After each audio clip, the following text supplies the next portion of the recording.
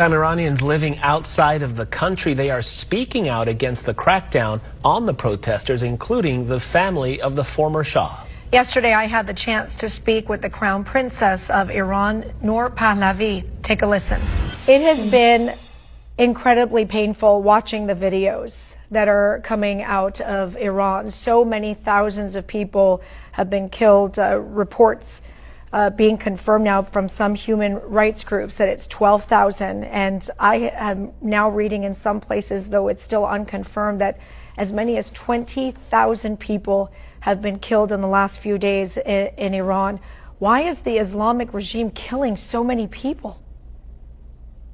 This regime has never governed for the Iranian people. Its priority has never been Iran's prosperity or the safety of its citizens. What it values is the imposition and expansion of its ideology, and it's willing to sacrifice unlimited lives in pursuit of that goal.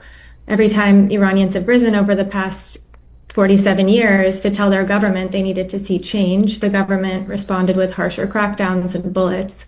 And we really see evidence of the regime's disregard for Iranians everywhere we look, from the environment to the economy to the quality of lives of its citizens. And we all that the regime rejects the West and everything that we stand for here. And I think their massacre on the heels of President Trump's warnings is evidence of that. And tragically, the victims are often the bravest and the youngest children who should really be building their futures, not becoming martyrs for freedom. You just mentioned about protests. Protests in Iran are not anything new. We've covered them for many, many years. But this time, we clearly see things are different. And we also hear the name of your father, the Crown Prince, being chanted. Many people listening to what he is saying. What is that like for you to hear your father's name and to hear your family name? It's really astonishing because for 47 years in exile, he's stood often alone fighting for the human rights of the Iranian people with very little support, and has been steadfast in his commitment. And it feels like the Iranians recognize the purity and the honor of the man that I've always known. And I'm grateful that he's actually alive to see it, because unfortunately his father was not. And I know that he would give his life before betraying the Iranian people, and it feels like they know that too. And what's also interesting is that he's been up against very well-funded propaganda machines, entire governments trying to distort his message and discredit him. And he's done this at great personal risk. And with the decades of regime propaganda inside Iran as well that people have heard, it's really nothing short of magic that they've seen through all of this and come together in this unified way, chanting for him. I think the most heartbreaking thing about the messages that I'm seeing is that they often start with, "This will probably be my last message." And they're sending desperate messages to inform me of the regime's brutality, trying to get the word out and trying to stay connected. I'm being told that they're using military weapons against unarmed protesters, that people are being shot on their balconies and hunted down in the streets, that they've come across the bodies of children as young as 3 years old because they're not leaving any survivors.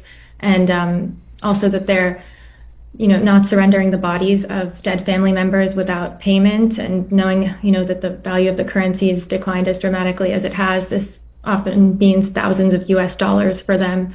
And it's really hard to read. And I also receive a lot of apologies from certain people wishing that they could speak up more, but saying that their families are being held and, they're afraid of what the regime's going to do. Many of these protests, including this one, the faces of so many young people just like yourself. If you could speak to them directly, the younger generation, especially after everything that we've seen over the past few weeks, what would you say?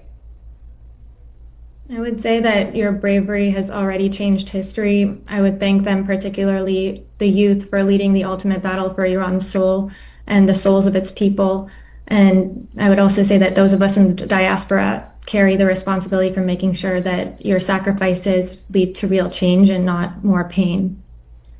The entire Iranian diaspora is unified. Millions are showing up to protest in solidarity with their brothers and sisters inside, as I'm sure you've seen in the footage that's circulated on social media. We're glued to our phones. None of us are sleeping. We're lobbying, raising awareness, trying to educate the world, and trying to make sure that this is the last time they have to risk their lives for basic human rights. Because this really is a battle between good and evil. There's no nuance to it. There's no other side of the story. When you see the videos of people dying, that is a government waging war on its own people for peacefully protesting, as it always has. And everyone needs to speak up and be their voice. If you could say something to the world about Iranians, I would think nowadays everybody has a Iranian, a Persian friend. If they haven't, they work with them. They've seen them on the streets over the past few weeks, the past few years, protesting for Iran and wanting a free Iran. What would you want people to know about Iranians, the people of Iran? That they're not this regime, and that in Iran you find the most resilient, educated, freedom-loving people in the world, and they're silenced, but they're never broken. They're going out with such bravery. They want to participate in the global economy. They want the basic rights that people here have, and they deserve them. And I think also Iran's not a failed nation, it's a hostage nation. And when it's finally free, the world is going to see that what we've always known, which is that Iran's greatest resource is its people. Princess Noor, we appreciate your time. Thank you for talking to us here. Thank you for having me.